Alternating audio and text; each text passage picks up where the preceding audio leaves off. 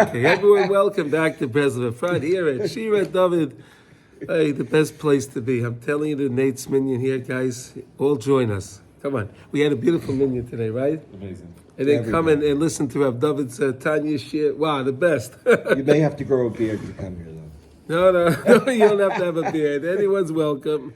Any way you want to. Anyway, so let's continue now. Likutei Halachas Hilchas Tzitzis, and we're in Halacha Hey. And today we're going to do letter Yud Beis. We did letter Yud Aleph yesterday. So we were talking about Noach, and Noach did not make the repair because he had the wine, and the wine got him drunk. He wasn't able to be elevated by the wine, but rather he got drunk from it. And therefore he said he wasn't able to make the tikkun for Adam Rishon, because again, Adam Rishon ate from the tree, and he didn't make his tikkun, so too Noach did. Okay, now we're talking, today we're going to continue now that Rav Nosson brought this concept in of wine. So Rav Nosson now is going to talk to us a little bit about wine. And it's very interesting because Purim is coming up, and in about 10 more letters, Rav Nosson is going to have a beautiful Purim lesson. So a couple more days, we got to get quick. It's fascinating, and I love when he does that within the context of what we're learning. It's unbelievable. Rav Nosson has a special section for Purim in Likutei Halachas, but when he puts it in with the lessons, it's just amazing. So let's see. Today, Yud Beis. You have the place? Mm-hmm. Yeah. Okay. David, you have the place? Yeah. Good. Okay. Ki yayin mevi sheina. Oh, look at that. Wine brings a person to sleep, right? Right? People say if they drink too much wine, it makes them sleepy, right? Some people like to take some wine to go to sleep at night because it'll make them sleep. It's a sleep aid, right? Some people use that, right? Shu bechinas kayach hamedameh. That the whole idea is sheina, sleep, is the whole idea of the imagination. Because really, what are all our dreams? All of our dreams are all imagination. What are they? They're not real. What is a dream? It's an imagination, right? And it's amazing because people sometimes will get startled in their dreams, right? People will get woken by their dreams, right? But what is it? Sometimes it feels very real. Oh, okay, but it is an imagination. It's not something real going on. It's an imagination. Can the Yetzer Hara cause you to dream? Yeah, wait a second. Al kein yayin yesh bei shnei kaychos. So therefore, we know this concept. Wine has two aspects to it. There are two aspects to wine. If a person drinks the wine, and it'll bring him to a level of simcha, right? That we're just learning, right? You have to stay. We're just learning in time, right? You have to, you need to have the simcha all the time. Even if something comes upon the person, negativity, that thought. What's the thought? Kayach hamadama, right? Where did the thought come from? That's the kayach hamadama. That thought popped in through the kayach hamadama, right? But again, if I could take that and I can transform that, because I recognize that where did that thought come from? That thought came from the Ribbono Shel Olam. He sent it to me. Wow, Hashem, you sent me that thought? Hashem, you sent me that thought? Yeah, okay, it was through the Yetzer Hara, but don't forget the Yetzer Hara works for Hashem. So really, HaKadosh Baruch Hu is sending us this thought. And you want to see what I'm going to do with it now, right, Hashem? But I'm in Ledavening right now. I'm in Ledavening. So I'm just going to now focus on the words and say the words out loud. And that's one of the tricks Rabbi Nachman says. When you're davening, he says, say the words that you can hear yourself. Say the words. It should be a loud enough decibel that you can hear yourself, what you're saying. Listen to yourself. Listen to what you're saying. And if you're listening to what you're saying and you're paying attention, obviously you can't be thinking about other things, right? If you're saying words and you're listening and you're paying attention, it means your mind is engaged into listening, so then it can't be thinking, right? So now, that can bring a person to simcha when they recognize that HaKadosh Baruch Hu sent me the test, right? HaKadosh Baruch Hu sent me the test. When we were in school, right? And the teacher gave us a test, right? So when we knew the material, it felt great, right? You were happy with the teacher, everything was great. If you paid attention in class, right? If you paid attention, you did your homework, you prepared, you studied for the test, you took the test, it was great. You took the test. Oh, I know this one, I know this one, I know this one. It's wonderful, right? But when you don't know the material, it's horrible. And it's the same idea. So when these are all tests that come to us during the day, right? They're all tests from Hashem. So if I know where it's coming from, I know the test, and I know the material because we're studying the material in Tanya, in Likutei Halachos, Likutei. We're studying. We know the material. So then just answer the question. Be b'simcha, right? Do you like that idea, David? Great Mashal. Do you like that idea? Yeah. Okay. I again, David. I try to, we try to do. Okay. Lo zacha mishamshe. Mishamamai. What does that mean? It means from like shemama. What does the word shemama mean? Desolate. What? Like that. Shamim is like a desolation, right? It's bad things, right? It's not a good word, right? Is that right, David? Yeah, sure. Yeah. Okay. The Gemara says yayin hamisameach. The Gemara in Yuma says yayin can be yayin hasameach, but yayin hamishaker. Wine can have two properties to it. It can either bring a person to great joy, or it can bring the person to become drunk, right? So here we said, now we're talking about Noach, right? So Noach drank the wine. So Noach could have made the tikkun. Again, Noach could have made the tikkun if the wine would have brought him to simcha. If wine would have brought him to simcha, but what the wine, he engaged in the second property of the wine, the second aspect of the wine, where it was mishaker. And that's where we had that. That's where that error was. Ki hashichus shel yayin zeh bechinas bilbul hamadama.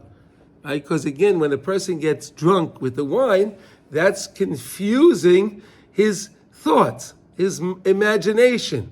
Right? The person. Some people, when they get drunk, they think they could jump off a roof. They could do anything. They're invincible. Right? People have all kind of things. Where does it come from? That's the koyach hamadama. Right? They think I could drink more, I could do this, I can drive, I can do anything, I can do it. Right? It's all the Yetzer Hara trying to knock them down, trying to kill them, trying to kill other people. Right? That's all it is. Why would a person ever think to get into a car and drive when he's intoxicated? Why? You ever think of that? He imagines, no, not me. No, I'm great. I'm okay. I can do this. Imagination. Yeah, but look at what happens to everyone else. Look at all the accidents. Look at all the people that got killed and all the horrible things that happen because of people. No, it damages the person's thought process. So then the person thinks he can do anything. I'm just giving you a very blatant example of what it means. I think does it help, this example? I mean, like, what would motivate a person to get into a car when he's intoxicated? What would motivate him? His imagination. His thought process is altered, right? He's a teenager. Well, okay. They can do anything. Okay, but it's not just teenagers. It could be there are adults that do that also. Yes. Again, I'm not talking about listen. It's a metaphor of a teenager. I'm just trying to give you an example to help what Rav Nosson is trying to say here. Something that we can relate to today in modern time. That we can relate to Rav Nosson was saying. I guess that Rav Nosson had the same thing back then. If the guy got on his horse and his wagon, he crashed into a tree. He rode his, I don't know, he drove the horse into the water. I don't know. So probably, right? It could have been the same thing. I don't know. All right, anyway. Okay, Shaydei midabe divrei shtus v'shigyon. The person, he drinks the wine and now he starts talking funny, right? He starts slurring. Right? Is that the right? The person slurs. They start talking funny when they because again he's not in his full mental capability because the wine altered his function, I guess. Right? Maybe you could say it like that. And now because his medama again the koyach hamedama really runs the person. It really motivates the person during the day. And this is really what we're learning, because if you take the imagination and you use the imagination in a positive way, I feel I can be successful, I will be successful, I will learn Torah, I will get closer to Hashem, then you will eventually. But if the person thinks that how can I get better, and he's on a pessimistic way, so then again it's all the mind. The koyach hamedama drives the person to the way he would be. Kayadua.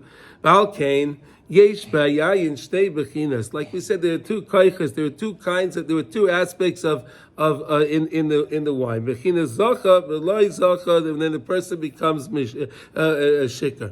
V'ikar hu kifi tikun habris kamuvi v'divrei Rebbeinu zal b'makei macha. And this is going to lesson 29.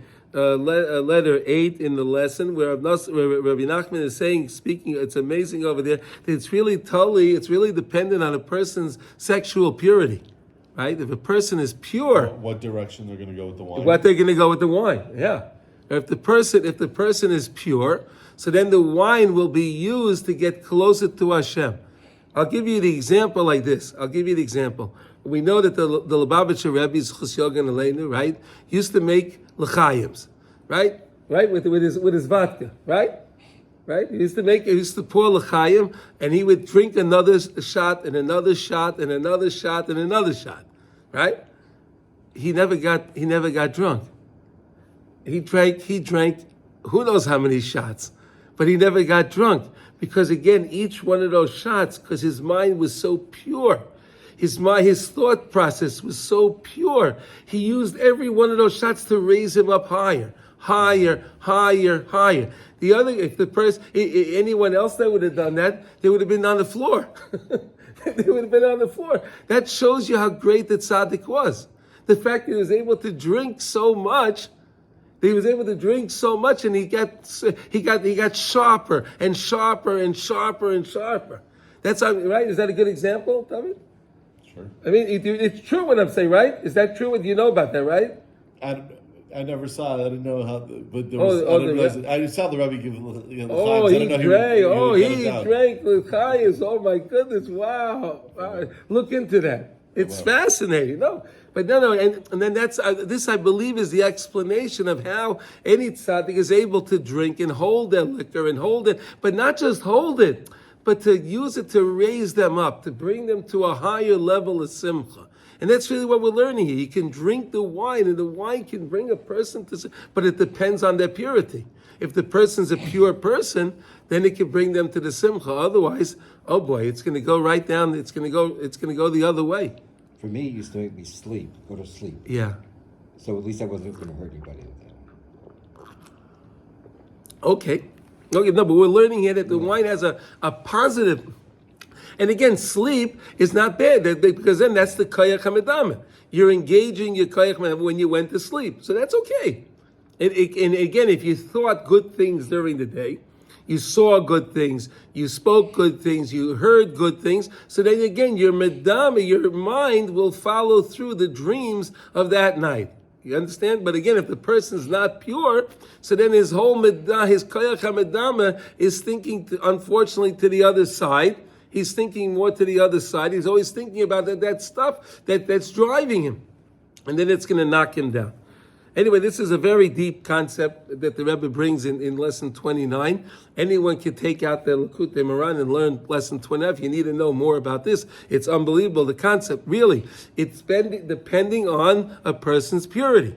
And the more a person works on purifying himself, right? From thoughts, from actions, of course. From Tikkun Abris, right? Today's the last day of Shovavim, right? We're finishing Shovavim right now, so it's apropos to speak about it, right? Shovavim Tas.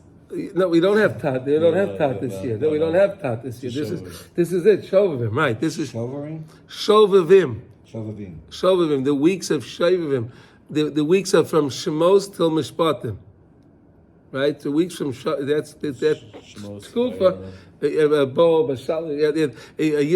those weeks are called Shavim. We were just finishing it now. You know that this has the higher. You know when you're finishing something, it has the highest level of potency in there, right? Like Shabbos, right? When Shabbos comes, when it's Shalosh Shudas time, it has the highest level of potency of Shabbos because Shabbos is about to leave. So you can really make all the tikkunim, everything that you can do really today, really from the whole section of Shovavim. Really can be done today. Yeah, right? The sages brought that there's something, a spiritual intensity about these weeks that we were just in. Right. Oh, yeah? It's not like, it's not Judaism 101. It's like no, this is, 102. yeah. 104. 104. But it's in Yeah, the yeah. class. It's in the class. Yeah. V'ikon tikun. So let's see. Now the Rebbe says now, V'ikon tikun habris hu ayadei hatfila b'bechinas din. So how is a person really going to come to rectify his purity? How does he do that? If he can daven. If he can daven a tefillah bedin. We spoke a lot about the tefillah bedin. Recognizing, well, the 10 Psalms, of course you could say the 10 Psalms, and that's tikkun haklali. But here we're talking, that's tikkun haklali. Right. Okay. The so 10 Psalms, no, this is tikkun, this is tefillah b'koyach. When I daven to Hashem with koyach, I put my koyach, I put my energy into davening.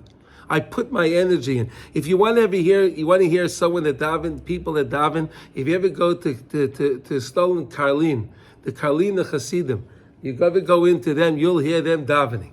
They belt out a davening. You hear them, the place is shaking. You ever go davening? You ever see anything? Where are they? 20 years ago. Huh? Where are they? In Meah Shearim. They're all over. Okay. Kalina Hasidim. Anytime you go into a basement, Kalina, they're screaming the davening, screaming. Mamash tefillah b'koyach. That's the whole idea. Why? Because the Rebbe taught them that if you're davening, you're putting all your might into it. You can't have any other thoughts. You're so involved in your tefillah by yelling out the words. You're worried about getting hoarse, but you're not thinking about anything else. The only time you could tell where they are in davening is in Kaddish. Because then otherwise you just hear people yelling. but when the Baal Tefillah is saying Kaddish, and then he's saying it by himself. That's what David trying. Yeah. Anyway, so that's a Tefillah B'din. So we learned Tefillah B'din also is when you're saying, let's say, when you're saying Tikkun, when you're saying a Tikkun Chatzos, or you're saying the Tachnun. Right, and you recognize that all of the problems and all of the situations are really all Hashem. Everything is really Hashem. It's all you, Hashem, and you attribute everything to Hashem, not to the people, not to situations that are transpiring in the person's life. But they recognize all these things are happening because that's the Ratzon Hashem. And Hashem, I need you to help. I need you to help, Hashem. I recognize it's not this guy, it's not that one, it's not this health problem, it's not that. No, like we said, the 3 buckets, right? All these problems that come from Banei Chaye Mezayne, all of those 3, any one of those problems is coming from you, Hashem. That's a Tefillah B'din. Recognizing it's you, Hashem. What do those 3 buckets mean again? So Okay. So you have bana, you have children, anything to do with family, right? Yeah. And then you have chay, anything health related. Mizayne is anything of parnasa, anything of a person's livelihood, and is right. Is that the best way to describe it? Relationships, right, and different things, right? Okay. Anyway, But all problems come something from those, right? Yeah. All problems come from one of those 3, right? Because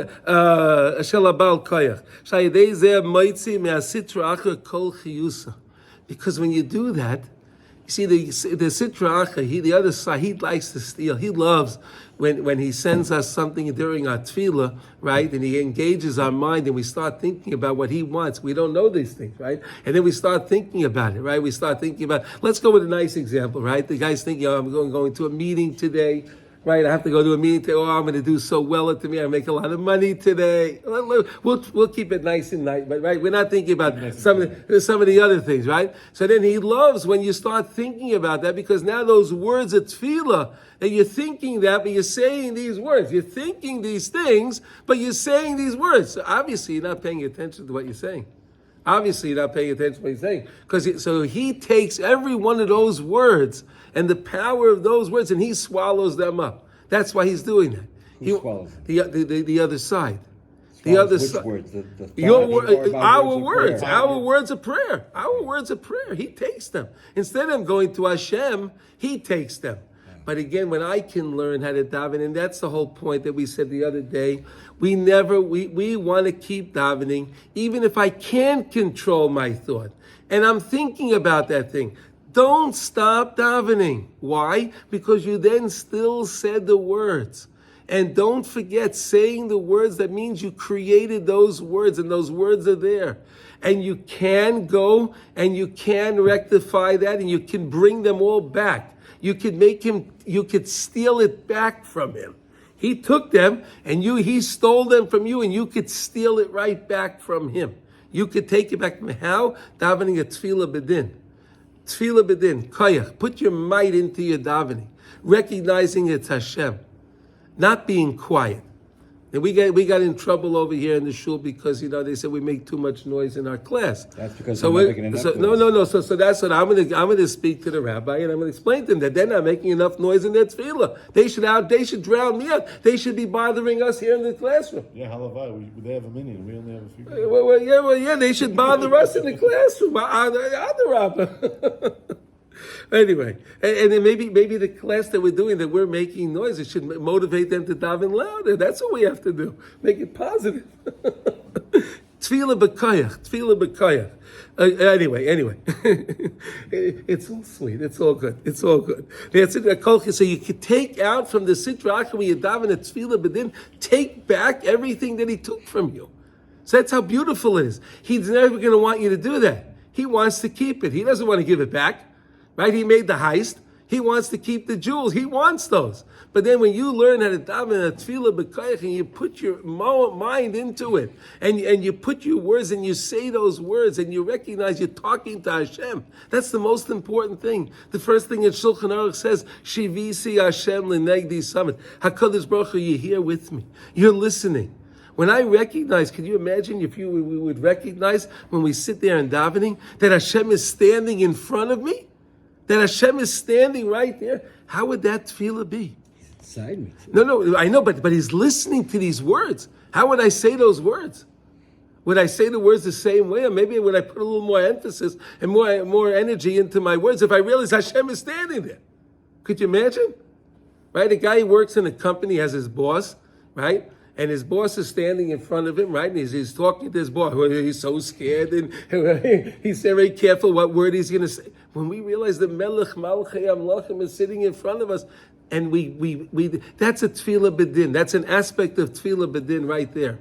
Focusing on what are we doing, right? And when we focus on that, because then if we're thinking about that, we can't think about all the other things in our davening.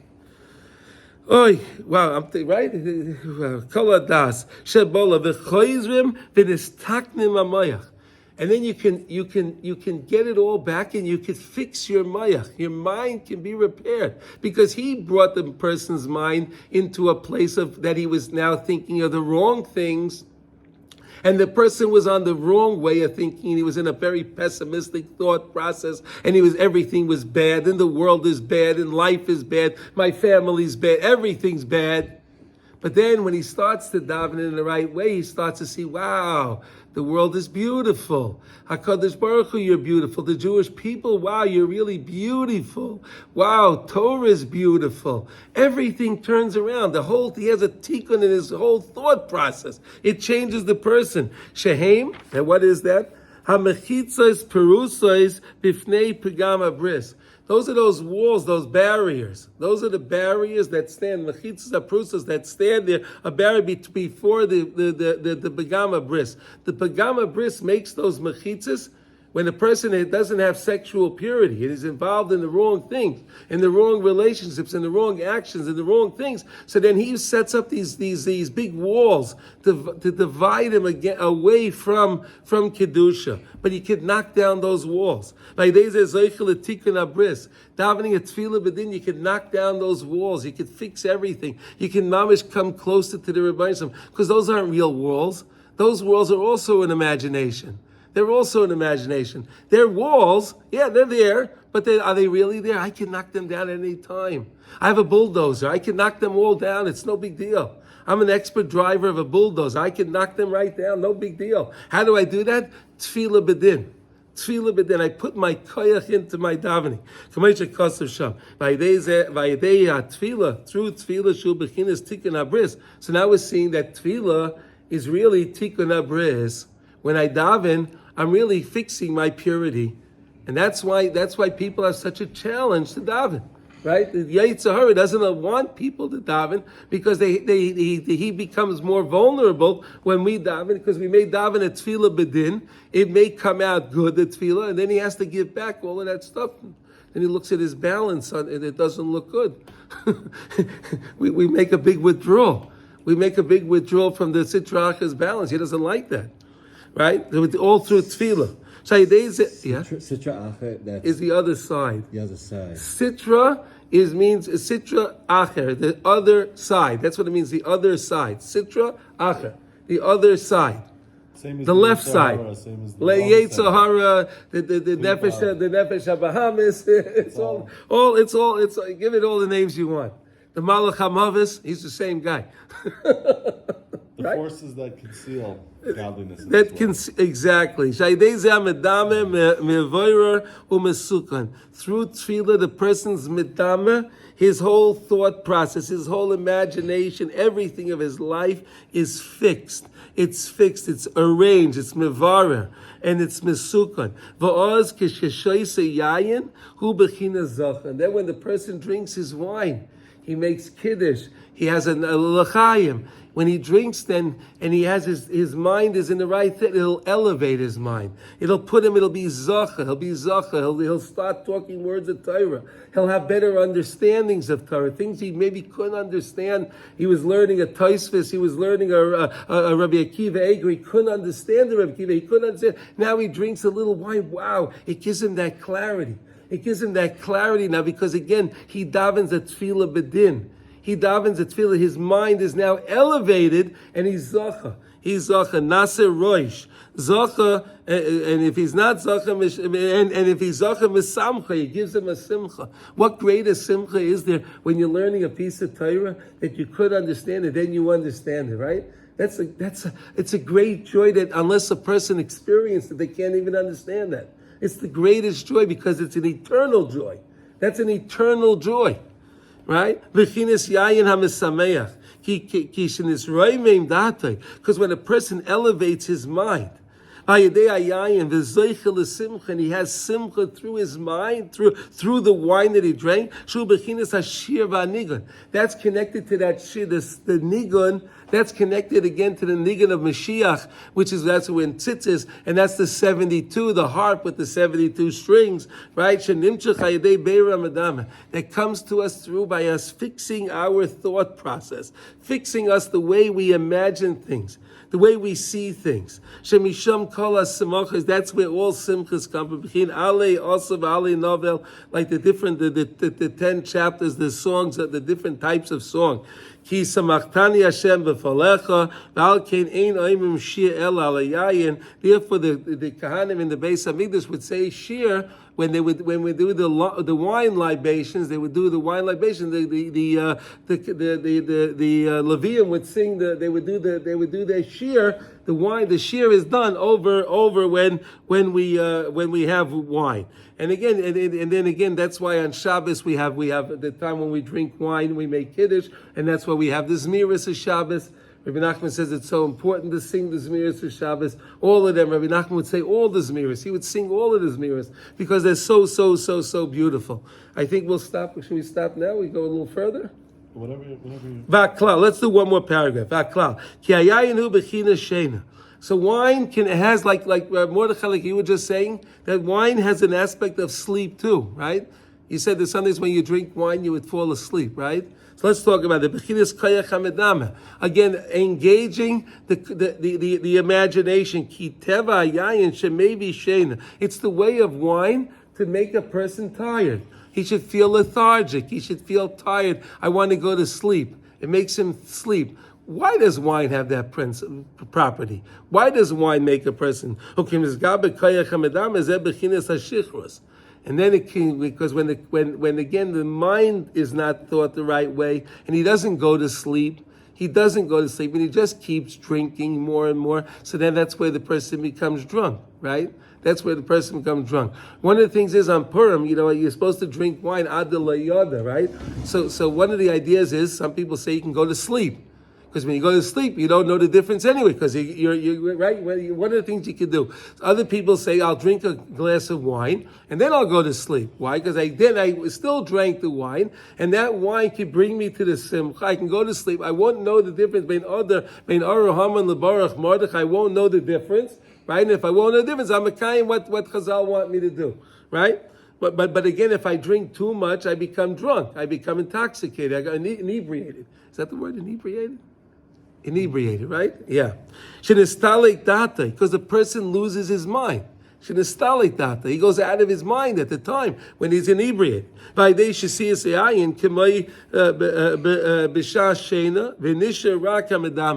the only thing that's left, the same way like he's asleep, the only thing that's left is his medame, is his thoughts, his imagination. So that's why when a person thinks and he's on a high level, so the wine will bring him to a simcha. Why? Because he'll use that wine, that feeling, to elevate his wine. It'll be elevated. His thoughts will be elevated because he's in he's in that program of tefillah b'koyach. He's davening that tefillah. He's mamish connected to the Rebbeinu Shalom. He took back everything from the other side. He has a great simcha. Could you imagine if you know what you just amassed? Right? You had a good davening. Think about this. You had a good davening now, and you recognize that mamish. You felt something special in that davening. So you know now that you just collected back so much. You gained so much back during that davening. All those years, it could have been all those years that he was stealing from me, all those years. Now I learned something. Now I know I have to daven a tefillah b'koyach. And I daven that, and I finally get that. And Hashem grants me that ability to do that. And I come and I recognize that it's you, Hashem. And I recognize I'm davening to you, Hashem. Can you imagine what a simcha that is? When you realize that and you feel what you got now? What you took back? Right, a person was robbed, and then he gets back his things. He feels great, right? It feels great if a person. I was robbed spiritually, eternally. I had an eternal robbing, and I got it back. Amazing. But if a person doesn't do that, then he starts speaking silly things. He may start speaking, bad language. He may start speaking just silly things. Let's say he just starts speaking silly because he's not, again, when he gets drunk, it's all in his medama. So anything he normally thinks about comes out. When the person is not intoxicated. So then he's careful. He may have crazy things in his mind, but he's careful what he says. So then why when he gets drunk, does he start talking this way? Because again, it's only relying on the medama. He doesn't have his mind. His mind, it's only on the imagination. That's why all this stuff comes out. Can I make a comment? Please make it. Just sort of the way I'm saying I would be upset if you didn't make a comment.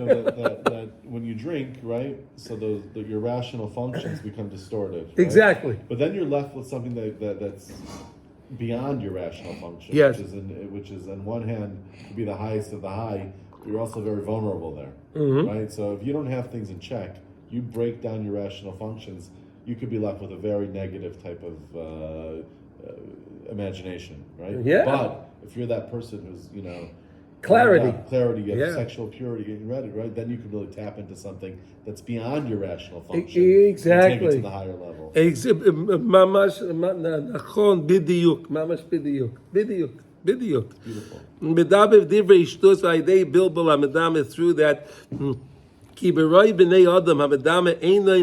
Because with most people, their medama is not clear. It's not clear. It's all their thoughts are all they're out there. They're just involved in everything else. Because again, people are involved. They're watching the news and they're watching movies and they're listening to this kind of music or that kind of music, and all of that affects the mind. So it's ADHD. He's a creative ADHD then. The other side is the illness. Yeah, okay. We're not. This class we don't discuss Rosh Tevis like that. I don't know. What's the Rosh Teva? Acronyms. Acronyms. Well, we don't do acronyms. Yeah, I understand. That's okay. So we're saying Ki beroi b'nei adam hamedama einei mevar.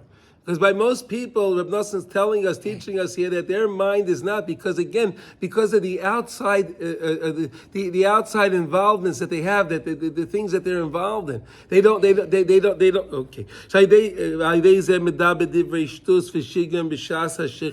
And that's why most people, when they get drunk, they start talking funny. They start talking silly.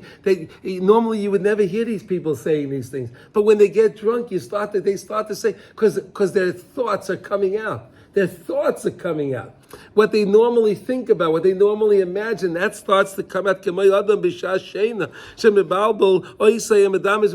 same way the dreams right? The same way when we're dreaming. Listen to the connection here. The same way when we're dreaming, we think about the strange. People think about the strangest dreams and the strangest situations in their dreams. But now, when a person is drunk, it's the same idea as being asleep. But now he's up and he's walking around because he's drunk now. So now everything he's thinking, his dreams, which is his medama, is now revealed to everybody else, and that's why you see the silliness comes out with the person. Unbelievable understanding, right? What shikhrus really is, it's the same as sleep. It's really the same as sleep. Because when the person's asleep, if his midam is in check, he has his mind set right. Because again, he does kriya shema lamita the right way, and he does a cheshbon of avonos. He makes a calculation from during the day. Did I spend my time right? Did I do this wrong? He makes rectifications, right? And he says the kriya shema lamita, and he's makabel upon himself the arba misas bezdin, the way the Arizal teaches to do it, right? That's another thing we can learn about, right? That has the most beneficial thing. So when a person does it and he goes to sleep, that sleep, that he cleared his mind and he's connected to Hashem, right? He said all of those words. He's the last thing of the day. He stated all those words. Now when he goes to sleep, after he said those words, now he's thinking about those words. So his whole sleep is a different sleep, and he gets up in a different way, and he sees his tzitzis. Right, he sees the tzitzis, and the tzitzis remind him that he has to do his mitzvahs. It reminds him of the Kisei HaKavod. It reminds him of his neshama connected to Hashem. Right? Okay, I'm just trying to link it all back together. I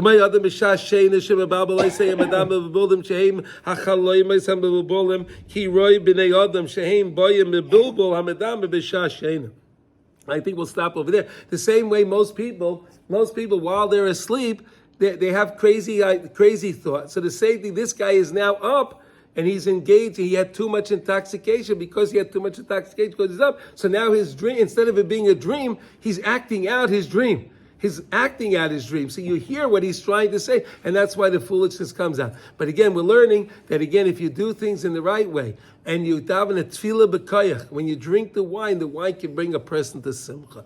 And we should all have a simcha. We should have a wonderful Shabbos. And everyone should, we have Parshas Shkolim. Remember Parshas Shkolim, Machzis HaShekel, where each one of us is a Machzis HaShekel. Each one of us is only a half. If I don't have you together with me, if you're not together with me, we're not a whole shekel. I need my friend, I need my wife, I need my children, I need to be with people, I need connections. I'm no good myself, I'm only a half myself. But when I'm together with everybody, that's the main thing, and that's what you like that idea, David? Mm-hmm. You have to always have good friends and everything, everyone kol tuv.